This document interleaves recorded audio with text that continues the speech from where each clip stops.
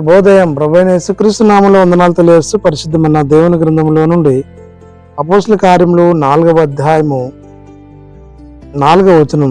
వాక్యం విన్న వల్ల అనేకులు నమ్మిరి.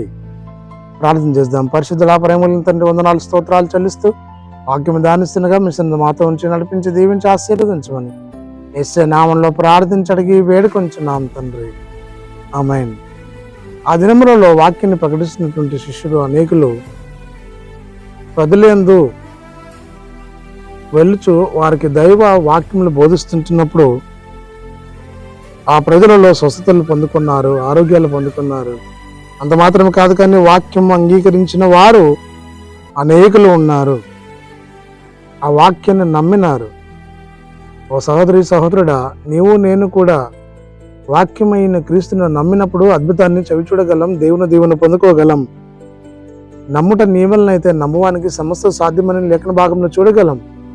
ప్రభువు ఉన్నాడు, ఆయన మేలు చేస్తాడు, ప్రార్థనకు జవాబు ఇస్తాడని నమ్మి ప్రార్థించినప్పుడు ఆయన ప్రతిఫలం అనుగ్రహించే దేవుడు అయినాడు, దీవించే ప్రభు అయినాడు. కాబట్టి మన విశ్వాస జీవన ప్రయాణములు ప్రభు పైన బలమైన నమ్మకం కలిగి దైవాశ్రయం పొందుకొని లోకంలో సంఘంలో వర్ధిల్లినట్లు పరిశుద్ధాత్మ త్రియేక దేవుడు మనందరికి తోడై ఉండి నడిపించును గాక. ఆమేన్.